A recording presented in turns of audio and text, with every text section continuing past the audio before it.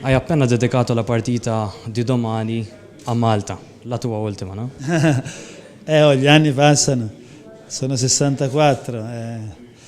Insomma, giocare adesso è un po' faticoso, quindi ho scelto sport alternativi più tranquilli, tipo golf, tennis. Sai, giocare in un campo di 100 metri, poi anche con poco allenamento non è facile. Ma sei ancora in forma? Sì, no, fisicamente sto bene, però poi vedremo i limiti domani, anche perché è tanto che non gioco.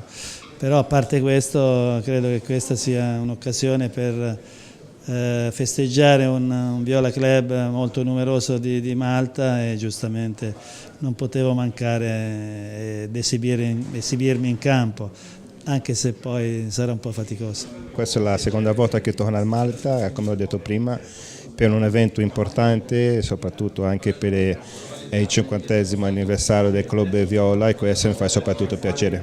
Sei ancora in forma, tu giocherai? Assolutamente, farò anche dei gol domani.